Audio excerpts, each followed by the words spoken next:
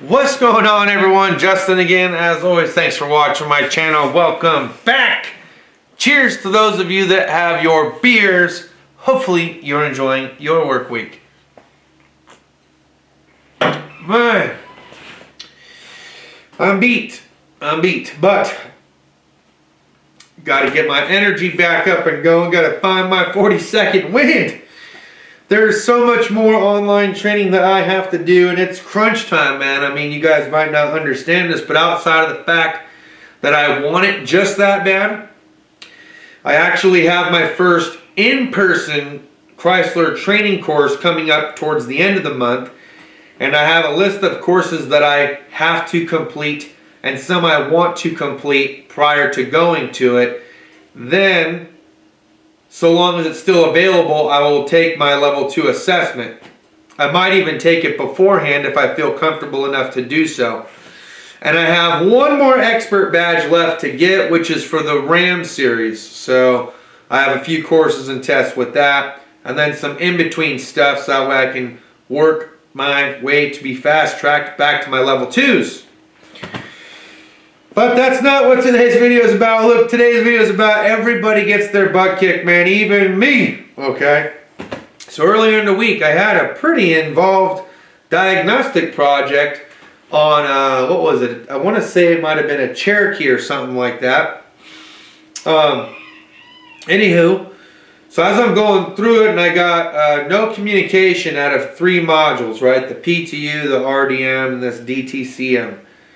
And these computer modules are not exactly like located in the most nicest of places, right?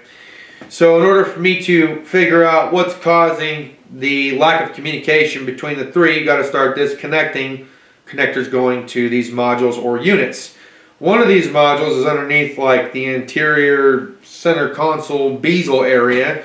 So the shifter and everything like that had to come apart to gain access to the bus connectors that go front ways, back ways, because that's my in-between, right? That's where everything comes in together and communicates together. So that's where the harness connection is. So you start there, okay, everything checked out there, had to go towards the back. Everything in the spare tire area to include all the customer's belongings had to come out, and then some of the interior to get to the DTCM. Okay, everything looked good there. Go down to the RDM, everything looked good down there. Go to the PTU, everything looked good down there. So what I have basically is a failed DTCM. So, you know, good voltage and everything going in, did the continuity test, all stuff. Look, it was a process, but for the 1 hour diag, probably took me the betterment of about 4 hours, not only just tracking down certain pieces of information that I needed when it came to pinouts, color wires, locations of certain things like modules and bus connectors and things like that, taking the center console apart. Then, mind you, once I had reached a conclusion and had verified it with the other 2 diagnostic techs, went ahead and put the P&A through.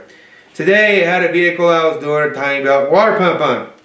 Should just be wham bam done, right?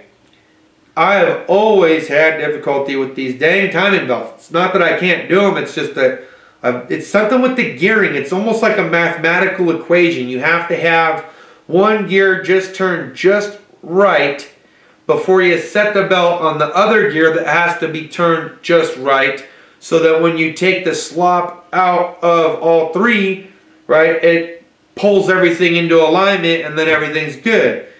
And I was like 1 tooth off over here, then 1 tooth off over there, then over here I was 1 tooth off, then at the bottom I was like a half a tooth to 1 tooth off.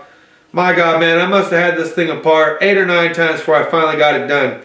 Took me just the timing part, trying to set that up, probably took me 2 hours too long, right? It was way too much time trying to time the damn thing.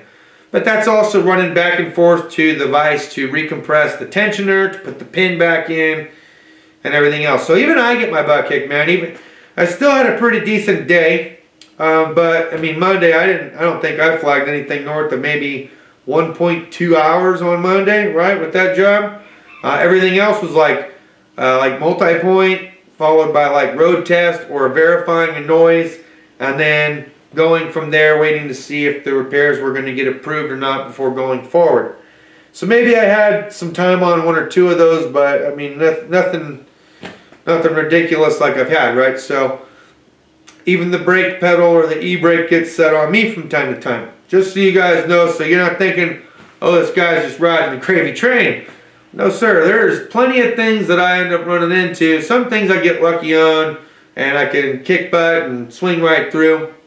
Other things I've just done so much and so frequently that I'm able to just breeze through. And then other things, I even have my little hang-ups, right? So it happens to us all, man. It happens to us all. But yeah, lots of training going on right now. Trying to keep good pace with the workflow still.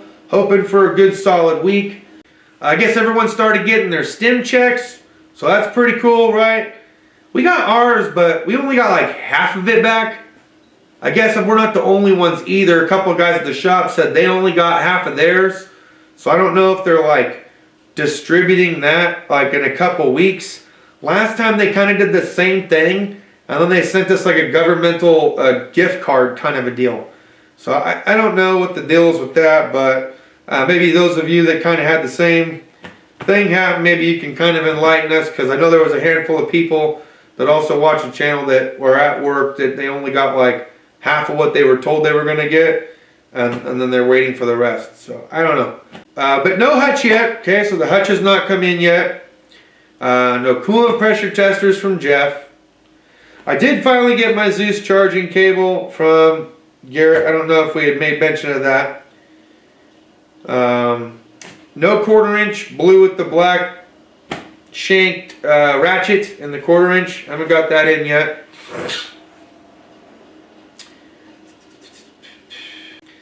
Other than that, that's pretty much all I got, guys. I know, kind of a beat video, right? But just wanted to kind of update everybody on what's been going on.